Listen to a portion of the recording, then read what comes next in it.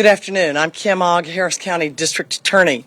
I'm joined today by the Honorable Mayor John Whitmire, by our First Assistant, David Mitchum, by our Public Corruption Division Chief, Gavin Ellis, right there, by Assistant DA in charge of this case, Michael Levine, out of the Public Corruption Division, Texas Ranger Investigator Ryan Christian, and Randy Mackey, Houston Public Works Chief Operating Officer.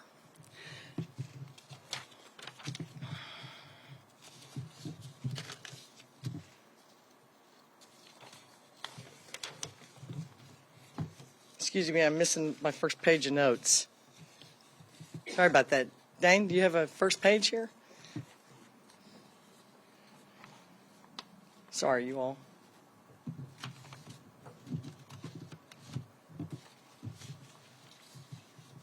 Dog ate him.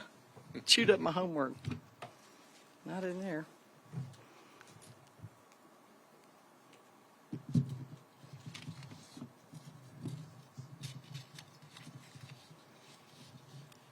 We got 7 people, so y'all bear with me just a minute.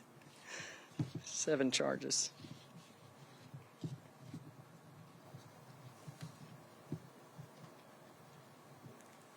Uh-oh, somebody's in trouble.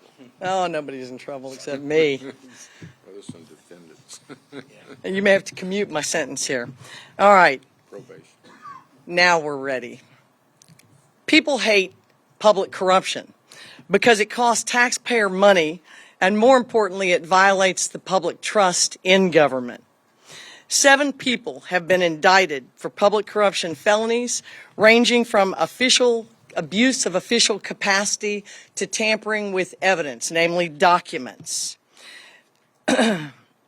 The charges range across a number of actions which equate to bribery for a scheme centering on the City of Houston Waterline repair contracts.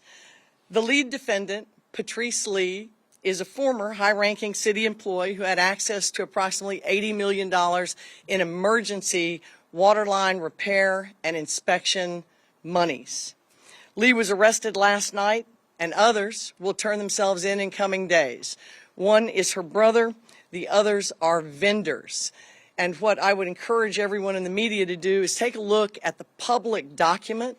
There's a 29-page affidavit prepared by Ranger Christian that describes the actions of all the parties charged. Full details on the clerk's website contained in that affidavit behind the warrant. I'd like to personally thank my friend, Mayor John Whitmire, who I've known all my life. His administration is dedicated to transparency, and the cooperation that we've received from this administration stands in stark contrast to the last 7 years. I want to thank the new Chief Operating Officer of Public Works for being available for us, to the Texas Rangers who I called in after this set of events and information aired, thanks to Amy Davis. I called the Rangers because reasonable suspicion was presented in the newscast itself. We asked Ranger Christian to take a look at more evidence. It was gathered. Grand juries were called together. ADA Mike Levine presented the cases, and indictments followed. At this time, I'd like to invite Mayor Whitmire for remarks. Thank you, District Attorney Ogg. I want to thank you and your team for taking this as serious as the public does, and certainly I take it. It was certainly one of the reasons I ran for mayor. I routinely talked about in the campaign we would address conflicts of interest in public corruption. In fact, as recently as a couple of weeks ago when we laid out the budget, and you might notice we didn't ask for additional revenue, although we do have shortfalls, because I assured the public we wouldn't ask for additional revenue until we could guarantee that we've removed conflicts of interest in public corruption. I, too, saw the news stories last November. I, too, felt like it should have been referred to a criminal investigative body.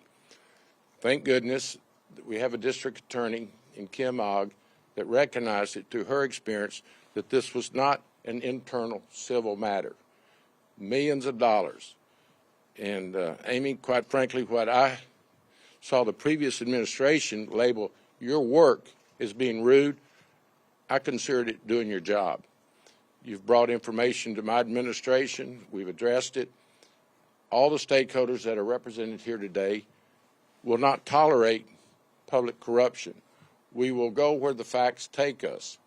And I can assure you, during my administration, whether it's City Hall, Metro, any governmental body, the airport, wherever there is conflicts of interest and where an investigation shows corruption, we will be partnering with those agencies that are doing the investigation to see that people are held accountable. Houston has a shortfall in its financial budget. We cannot ask for additional money until we can assure that every dollar is being honestly used to run city government. I, too, want to applaud Michael Levine for your excellent work and dedication. Ranger Christian, you once again make us proud, and certainly your representation of the Rangers as the top investigative body in the world is demonstrated again today. The press, thank you. You know what concerns me as someone that's been in government all of my adult life, chairing criminal justice, actually as mayor, is what you don't know that scares you the most. People say, what concerns you? It's what I don't know. City of Houston is a very large governmental body, over 20,000 employees, 22 departments, other divisions like the airport, Metro, I could go on and on. The housing authority. We know that there's conflicts over there. We know that that is the reason I replaced the entire board. They were doing projects with people in environmental dangerous locations because people knew people. So I applaud the criminal investigation. That's why we have the grand jury system. That's why we have the DAs. That's why we have law enforcement. And I just want to applaud everyone that is demonstrating today that we will not tolerate public corruption in the city of Houston. We will go wherever the facts show us in all the departments. Let's just talk about the recovery, where we're hiring emergency workers to go out and collect debris. Previous administrations, that's been very controversial, very questionable practices. I've already sent word to all of my department heads. We're watching you.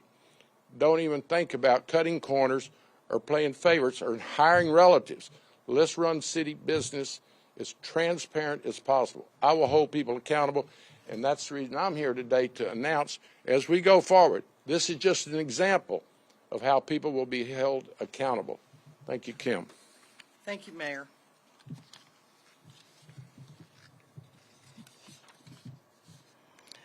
To talk about Patrice Lee's scheme that short-circuited every check and balance the city had in place to avoid theft, bribery, the things that we saw, I'm asking Mike Levine to come up here and give you the details. He's been working on the case for several months, and I know he can do a much better job than I about the details. Thank you. You bet. Thank you, folks. Just a couple of quick thanks first. Ryan Christian and I have worked together on this investigation for 6 months. It's late nights, it's early mornings. He answers the phone, and he worked hard. So I really want to say thank you. I want to say thanks to a lot of folks in our office that aren't here, the paralegals and admins and fraud examiners, and it takes a lot of people to put together a large investigation, so thanks. And I really want to thank grand jurors, citizens of Harris County. Grand jury was integral in this investigation, so thanks to them. For the details of this case, we spent weeks putting together a almost 30-page probable cause affidavit. It's on the district clerk website. It will give you a lot more detail than I ever could. You can't encapsulate, 6 months of work and a few years of corruption in a few minutes. But I will tell you in the most general sense, we have filed 14 charges against 7 defendants. Most of those were indicted by a grand jury yesterday, and a few were direct filed with the judge. In the summer and fall of 2022, Patrice Lee and at least 2 businessmen came up with a scheme to essentially put her on the payroll as a consultant of the very same companies that were getting contracts and doing business with her department at the city. And they did that in exchange for favorable treatment, faster payment, larger and bigger deals with the city. And as you'll see if you look at the detailed affidavit, in fact, those companies that were willing to pay off the city employment managing their contracts did see their dealings with the city grow and grow. Eventually, Patrice Lee found two more defendants that were willing to enter into a similar scheme. And then finally, along with her brother, formed a shell company that directly was a way for her to essentially divert over $400,000 of city money to herself. On that last note, we charged an abuse of official capacity charge. That is a first-degree felony. Carries possible punishment of 5 to 99 years, Texas Department of Corrections. We have filed multiple charges of bribery. That's a second-degree felony. That means 2 to 20 years is the punishment range, TDC. And then we've also filed 2 charges of tampering with a government document, alleging that the defendants made false statements and what they knew to be false statements in government documents. That's a state jail felony. So that would be 180 days to a maximum of 2 years in state jail. Last thing I want to say, Agent Christian said I can give out the phone number. Ranger Christian said I can give out this phone number, 281-517-1400 for their Texas Rangers office. We are certain that there are other affected people that we have not identified yet. There are certainly more witnesses. If you're someone that has information related to this investigation, we'd urge you to call the Texas Rangers, come forward. The only way we stop public corruption is with the public coming forward to be a witness. So we'd encourage you, if you think you're a witness in this case, to please contact the Texas Rangers. Thank you. Yeah, it's Mike Levine, and I'm an assistant district attorney for Harris County. All right. You know, the last thing I want to talk about is the damage. The damage of public corruption in the big picture is the public's loss of trust in government to be responsible stewards of their money. But we also expect good service from government. And when government ends up paying much more for much less, the public loses. In this case, because the same people were handling the repairs on an emergency basis, the inspections on an emergency basis, and the delivery of contracts to certain vendors, all of the normal checks and balances were averted. And that is a recipe for corruption. And so I want to thank everybody involved for helping Houstonians get what we pay for. In this case, we know at least $750,000 went into the pockets of Patrice Lee, her brother, and others. Now, how bad the public was ripped off, we'll never know. Because if you've experienced a water main break or any kind of leak in your area, you know that it took a minute to get it fixed. Sometimes the repair was good, sometimes it wasn't. It happened in my neighborhood repeatedly. And so not knowing which repairs were good and which are bad, this may be a problem that we continue to pay for as taxpayers. But most importantly today, the perpetrators are being held accountable. If you have further information about this, an ongoing investigation, please call the Texas Rangers. And again, Ryan, thank you for your work. Mike, thank you for your work. Mayor, thank you. We'll open it up to questions. But for the original reporting of my colleague next to me, would we be here today? You know, there were a lot of citizens who complained about their water bills, and whether the water bill problem is related to the theft and bribery problem remains to be seen. So we knew there was a problem because so many people got outrageous bills. But when it came to internal cheating on contracts funded by emergency money, I don't think we would have, short of the investigation done by Amy Davis. That's what I keyed off of, our team keyed off of. Enough facts were presented that we had enough suspicion to call the Rangers. And when there's something like public corruption, it's tough to call HPD to investigate city employees. It's tough to call the county to investigate county employees. So we utilize independent law enforcement agencies like the Rangers. But like all of us, they've got limited resources, and that means we depend heavily on the individual commitment and work of the Ranger assigned. So thank you, Ryan. I'll be real clear. I don't believe we'd be here but for Amy's investigation. Certainly from the the seat that I feel. It kept the transparency on the issue. It kept it on the forefront of the front burner, I should say. So yes, and it certainly kept me focused. You notice we do have a significant turnover in public works and other departments, and it's to get the folks that agree with me in transparency and holding people accountable. So yes, the reports and also that major package we rolled out on water billing, accurate, transparent, and fair water billing is certainly a result of that investigative report. And the real final straw was to watch Amy go up to the person's door at an apartment that's supposed to be an operating business, and he didn't want to answer questions. He didn't have a business. That's all the investigators needed, and that's all I needed to know. We had a serious problem at the city, and as the DAO just said, it's what we don't know. We do weekly hundreds of contracts dealing with vendors, so we need to all be on alert and do our jobs, and that's where the press can play a significant role. You know, I see conflicts, airport contracts, food venues, Metro, a lot of political players in town on the payroll over at Metro. So I've been down there almost 5 months. There's a lot of work left to do. We're going to be working with the Rangers. We're going to send information to the DA, the Rangers. When it doesn't look right, we're going to report it. When's the last time a public corruption probe ensnared this many people? Well, let me say, we have not had good cooperation from the city before this, and we have not filed on a group of people involved in a scheme. It could be called organized crime if the crimes are on the list, but I mean, they worked in collaboration and coordination with each other. I don't remember in my 7.5 years during our administration, we have not had this many people charged. The previous administration tried to keep it internal, did not want it to be referred to criminal investigators. And that's even in the environment of William Paul Thomas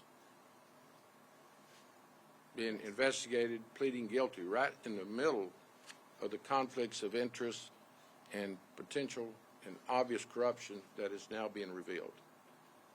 So on that note, is the OIG investigation been complete? No. And I'm concerned about the operation of the Inspector General's office, but this was referred out and encouraged to become a criminal investigation by my administration, and that office is under close review by me. I want a little more aggression, a little more transparency in that office. I'm sorry.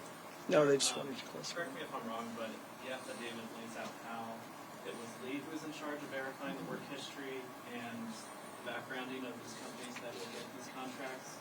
How has the bidding process changed when it comes to assisting emergency repair contracts? Well, we have a new operating officer at Public Works, and I'll be glad if Randy would like to yield to that.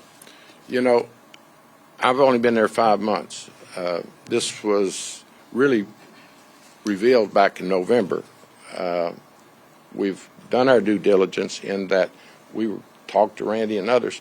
There was strong pressure to keep this in-house, and we can hopefully someday understand that. I don't. That's why we have such great investigators with the Texas Rangers, a great DA's office, and others. So I referred it. I've been supporting folks to look at it.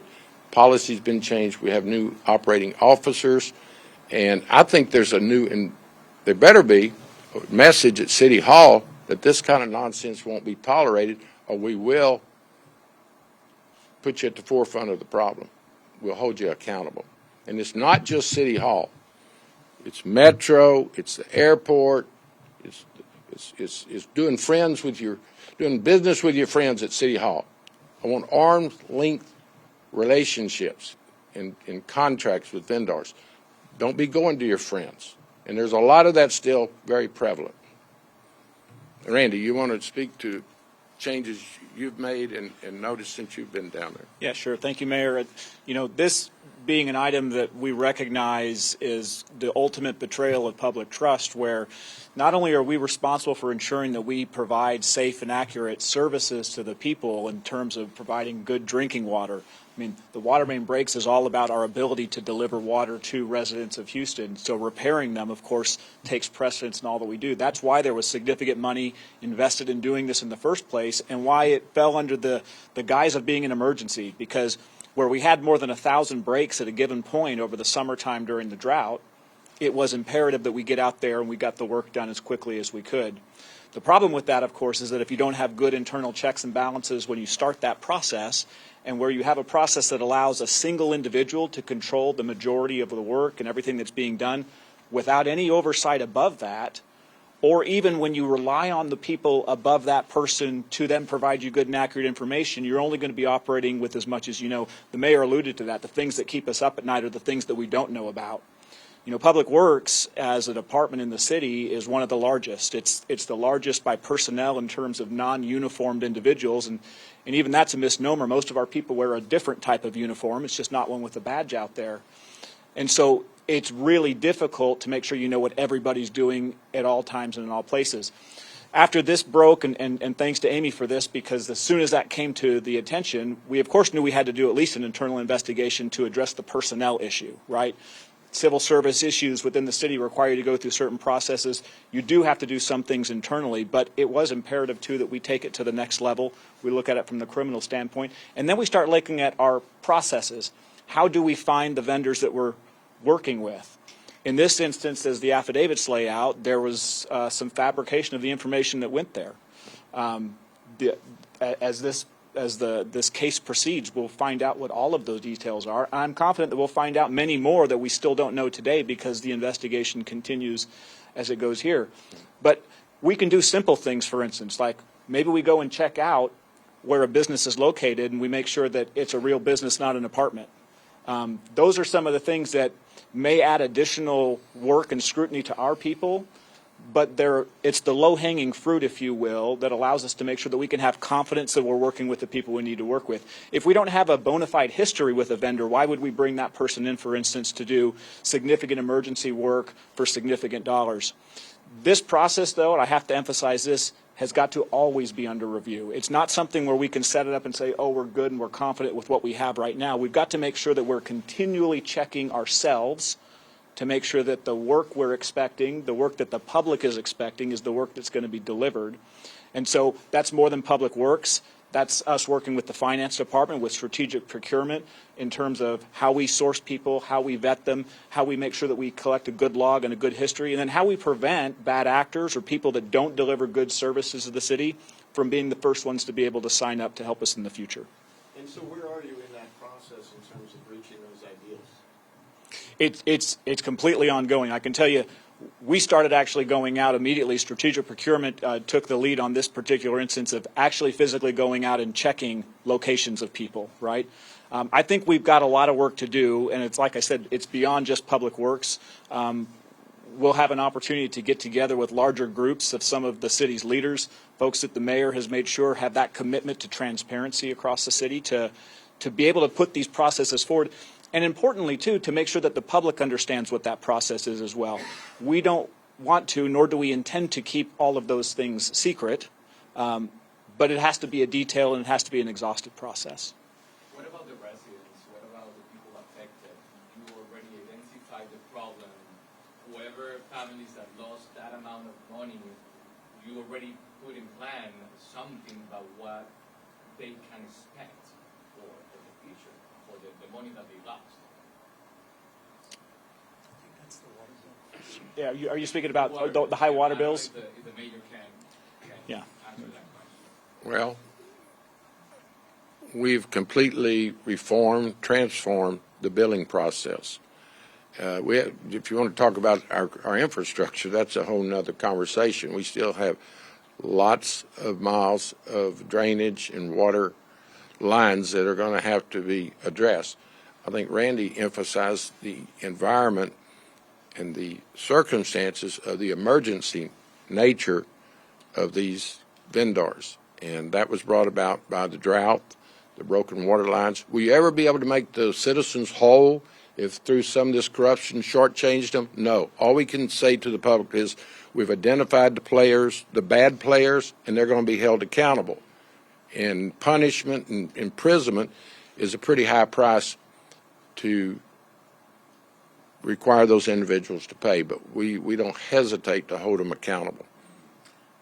Can I Yeah, add one sure, thing? sure. You know, Randy talked about red flags, and that's really what public corruption investigations rely on, red flags. Something that causes the media or causes another public official or an average person to say, you know, that doesn't smell right.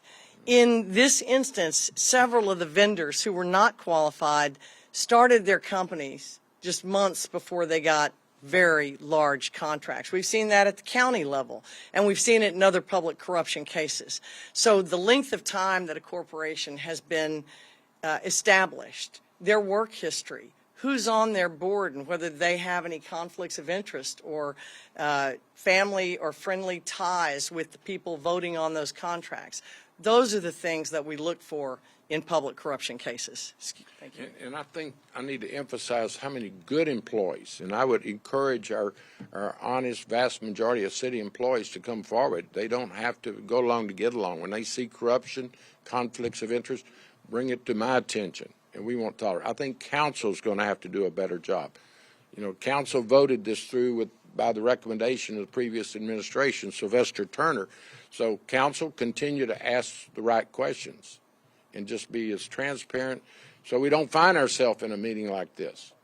Let's be very proactive, and that's what, you know, I'm so proud to have Randy. You can just listen to him. He's a public servant that's going to hold people accountable, and the finance department as well. The mayor's team, you know, we don't tolerate conflicts. We just don't. And so now it's spreading over to Metro. It's spreading over to the airport. You notice we have a new airport director. Well, that came about because of discussions of conflicts of interest. We got a complete new housing authority. Came about because the awareness of conflicts of interest. We got to keep our friends out of city business unless they're qualified, and it's very transparent. In fact, quite frankly, I don't think city employees ought to be hanging out with their friends that are vendors. There ought to be a distance there. Very transparent. Metro, for darn sure. You start looking at 29 vice presidents, most making around 300 grand. Up until a month ago, they were still working at home under COVID conditions. There's going to be changes in this city, and the press can play a really primary role in that. Yes, ma'am. I have a few questions, and Randy, I think, might be able to answer these. I mean, we're right at the beginning of summer where we usually see these, at least for the last couple of years, the problems with the lines breaking and leaking. So knowing now that EPO process, the only thing that sort of we said in this investigation that allowed for supervisors not to notice this was that the vendors checked the box that said no instead of telling the truth. So how is that going to change? Are we still going to have these emergency purchase orders where they can just say, okay, I mean, how is that changing? No, I think that's not just a fair question, but a great question. We find ourselves in an interesting spot right now because we're at the end of our fiscal year, for instance. We run to the end of the fiscal year, and things that we had appropriated in order to do and perform work starts to become very, very thin. Waterline repair contracts is one of those. That's why there were EPOs in the first place, was because in the previous budget cycles, there was not enough money that was budgeted for dedicated vendors through the normal procurement process to be assigned to go out and perform waterline repairs. Certainly not at the volume that we had. Now, the weather so far this year seems to indicate maybe we won't experience the drought that we had before, but we don't know that. It was at this point last year, in fact, June 1st last year, that we were under 100 active water main breaks across the city. It was a significant milestone. Now, we have to ask ourselves the question, and we're still going through this process with the things that were done, how accurate were those numbers when they were reported to us in the first place? I can tell you as of right now today, we have nearly 1,200 active breaks across the city. We've spent months and months since this investigation to make sure that the data that's coming into us from a management perspective, from a leadership perspective, is accurate so that we know where to put our resources and what resources that we need. And then as we go into the budget cycle for this coming year, that we dedicate the appropriate amount of money. You notice in the Public Works budget for this year, there's an additional $25 million that's dedicated specifically to regularly procured contracts for water main repairs. And so the regular procurement process, very different from an EPO, right? There's an exhaustive application that goes through, there's information, there's tax data that goes through, beyond what I can do, because that's frankly outside of our realm, but we have dedicated those resources to make sure that we can avoid, to the extent possible, emergency purchase orders. It's not possible to completely avoid them. Something's going to pop up for which we didn't originally budget. A great example of that is we had a significant break in the medical center about 6 months ago. We're still going through the repair process for that. It's something that's cost millions of dollars to repair both water and sanitary sewer lines. That was not something we would have contemplated before. Those are the things that we look at. We say, well, this is a bona fide emergency. But had the department done a good job in the first place of recognizing, well, we had 1,000 leaks this last summer, we had 1,000 leaks the summer before, perhaps in the budget process, if we'd been more prepared, we could have regularly procured people. When we set ourselves up for success rather than failure, rather than scrutiny that's not necessary because we're doing the job that the public's asking us to do. It sounds like her question was, what are you doing right now to change the EPO process so that it's not right for graft? Yeah, no, and that's a fair question. What's the answer? The EPO process is not a process that I own. And so that's why I say this is something that is collaborative beyond multiple departments. Ultimately, when those EPOs are issued, that comes through the finance department, through strategic procurement. In my department, though, what we do is we don't allow one person alone to be the only person verifying the information that's submitted to finance for approval in the first place. Finance has put in additional measures that they'd be happy, I'm sure, to share with you at that point. But from our side, there's never going to be a situation where one person and one person alone is the only author and verifier of the truth being submitted. As was the case. As was the case here. That is correct. Can you tell me how many employees in Public Works were terminated connected to this? I know of 3 that were terminated directly connected to this. Can you tell us who those are? That seems like a low number. Patrice is the first one that I can tell you, and you'll have to forgive me, I cannot remember the other 2 names. Also, it is an ongoing investigation. I'd rather not name them.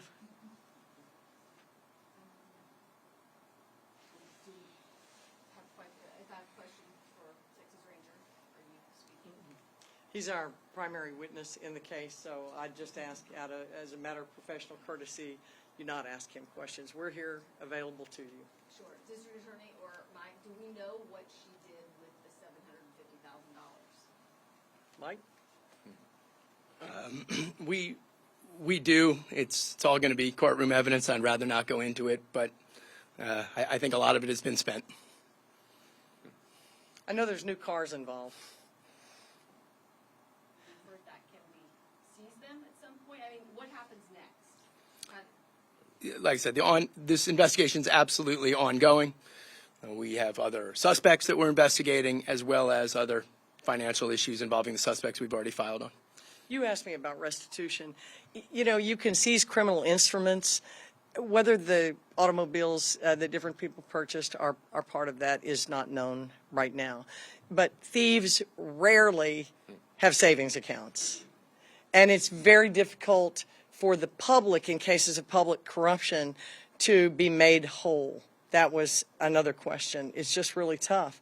And that's what punishment is all about.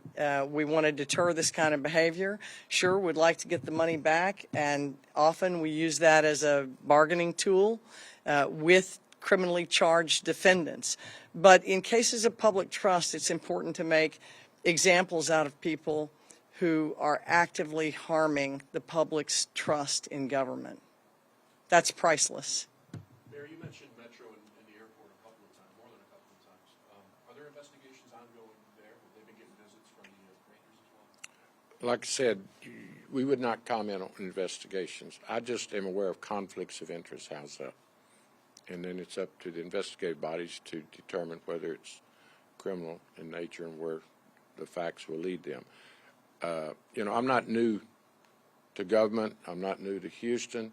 I know a lot of the players, and I've watched some of the players do well beyond their city means. I think William Paul driving, what the hell was he driving, a Mercedes or something? You know, there's just certain things that just, you know, don't make sense.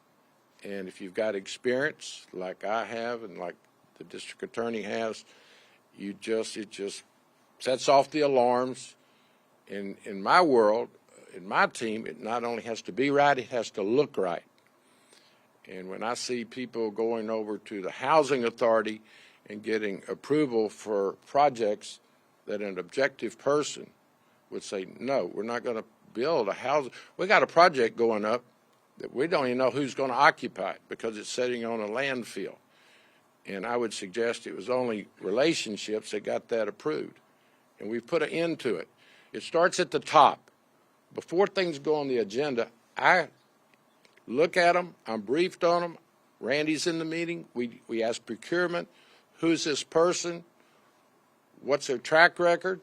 And that's where I think council's got to do a better job. We've had some of the contractors that were involved, and I haven't seen the names, but we had a number of contractors come before council and said, we're caught up in this. We did the work, and we can't get paid. And several council members just assume that they're there in good faith. I'm interested to do a cross-file and see if any of the indicted individuals were the ones that came before council and got some sympathy that they weren't being paid. So give us more time, but, you know, Metro, the airport, give out large number of contracts, and I want to continue to review those agencies, make sure that they're as proper as we expect them to be. Mark, is Mr. Sylvester Turner part of your investigation? You guys talked to him about this? I'll answer that. When it's an ongoing investigation, we rarely confirm or deny just an investigation because it's dangerous to speak too quickly. It is always up to the public and a grand jury, so we can't answer that question. District Attorney, so we know that these investigations take time, that this investigation is ongoing, and you have 5 more months in office. 6.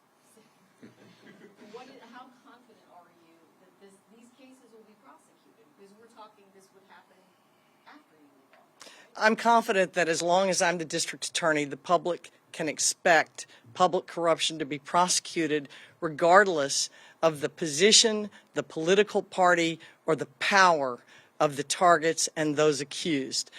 After December 31st, I don't have control of that, and we'll just have to see how the next district attorney deals with public corruption.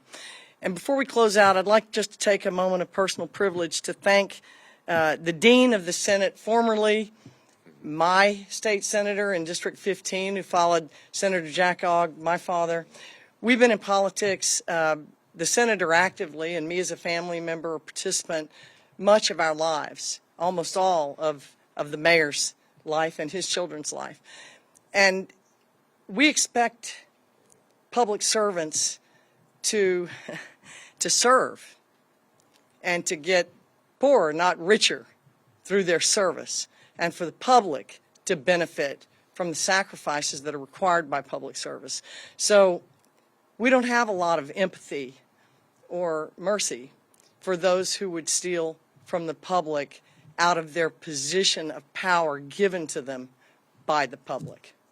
Thank you, Mayor, for your good example all these years. Thank you. All right. Thank That's it. y'all. Thank y'all.